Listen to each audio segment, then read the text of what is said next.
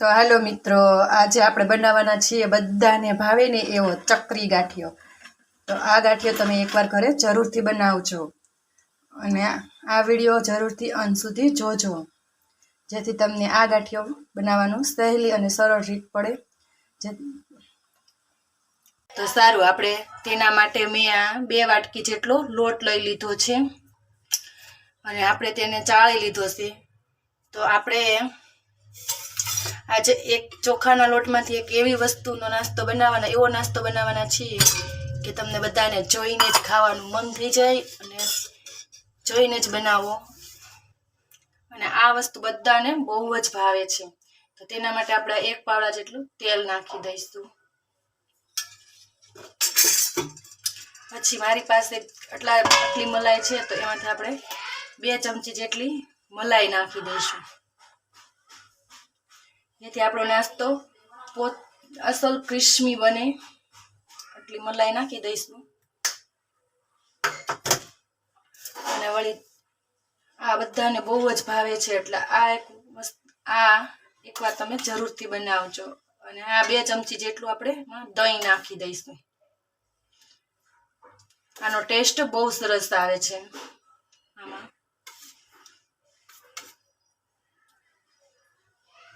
આ રીતે આટલું દહીં નાખી દેવાનું, એટલી મલાઈ નાખી દેવાની અને 1 પાવડા જેટલું મોણ માટે તેલ નાખી દેવાનું. હવે તેના માટે આપણે 2 ચમચી જેટલું મીઠું નાખીશું.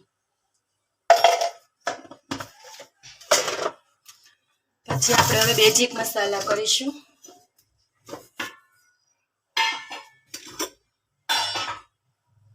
તેના માટે આપણે 1 ચમચી ભરીને હળદર નાખીશું અને 1 ચમચી આપણે ધાણા જીરું પાવડર નાખીશું.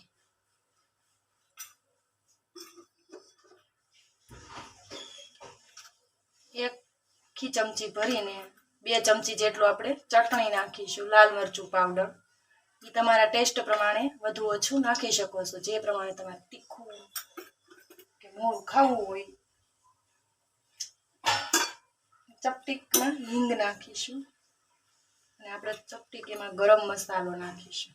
આપણે આ બધા જ મસાલા તો ભરપૂર બનાવીશું, એટલે આપણે નાસ્તો બહુ સરસ ટેસ્ટી અને બહુ સરસ સ્વાદ થાય છે. ખાવાની તો મજા જ આવે છે.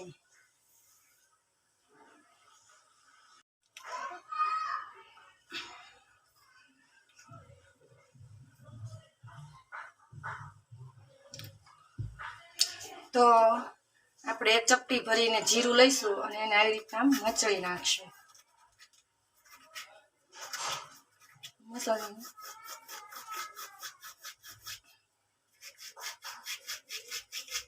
આ રીતે એમાં ઉમેરી દઈશું.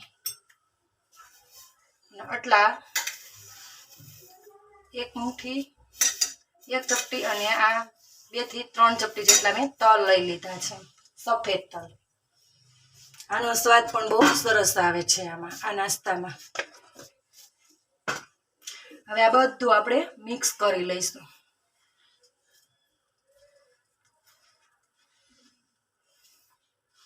આ બધા મસાલા આમાં બહુ મસ્ત લાગે, બહુ સરસ લાગે છે, જેથી બાળકોને બધા ખાઈ શકે. બાળકોને તો આ બહુ જ ભાવશે.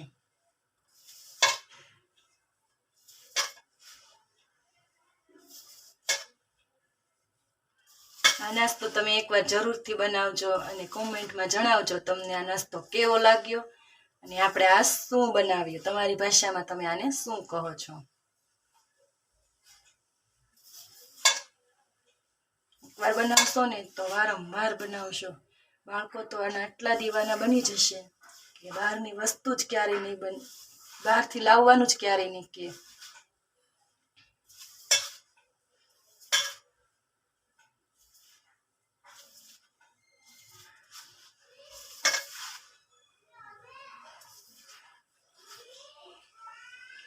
આટલું પાણી લીધું છે, જે આપણે જરૂર મુજબ પાણી નાખીશું.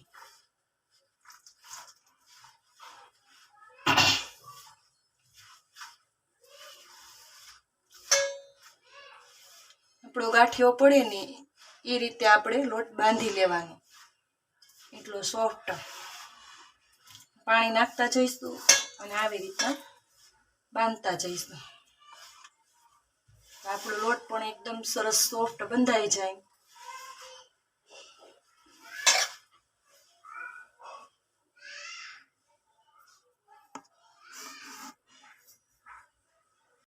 તો આ રીતે આપણો જો આવી રીતનો આપણો લોટ હોવો જોઈએ. આપણો લોટ બંધાઈને તૈયાર છે. હવે આપણે થોડીક વાર માટે તેને રેસ્ટ આપીશું. ત્યાં સુધીમાં આપણે છે ને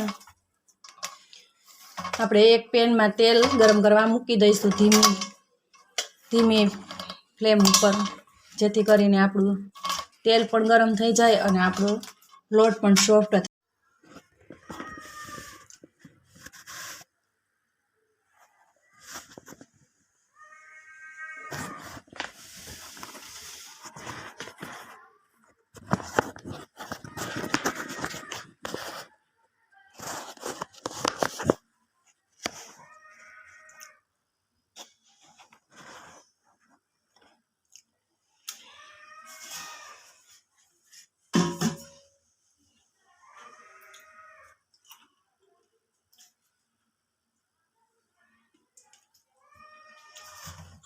તો આ રીતે આપણે હાથમાં એક લોટ લઈ લેવાનો, તેને આવી રીતના મસળી લેવાનો થોડો. પછી આ મસળતું જવાનું, એટલો જ લોટ લઈ લેવાનો, પછી એટલો મૂકી દેવાનો મસળી. બસ આવી રીતના મસળતું જ જવાનું. આનો ગાંઠિયો પણ બહુ સરસ પડે છે. આ રીતે બે હાથની આ હોય ને ત્યાં જ ઘસવાનું. જે આપણે વણેલા ગાંઠિયા બનાવીએ છીએ ને, આ ચોખાના લોટના પણ વણેલા ગાંઠિયા બહુ સરસ બને છે. જો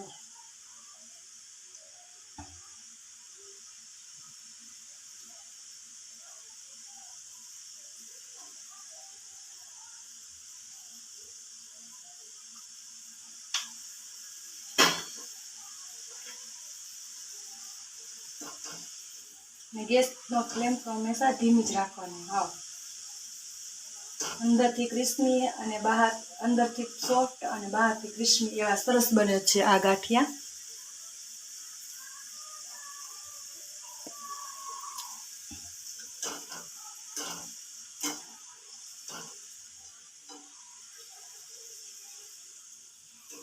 જો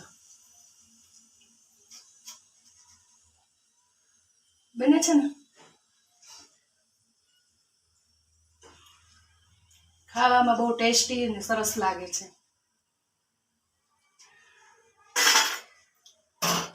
હવે આપણે પાડવાના છીએ આ રીતે ગાંઠિયો.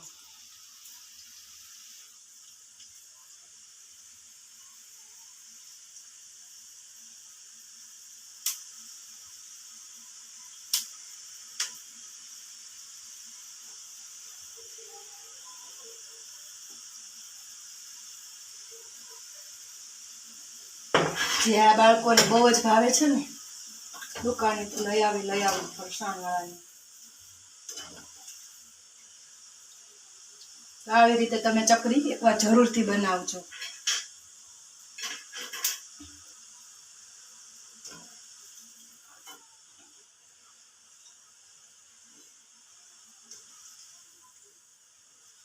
આ છે આપણો ચકરી ગાંઠિયો છે ને.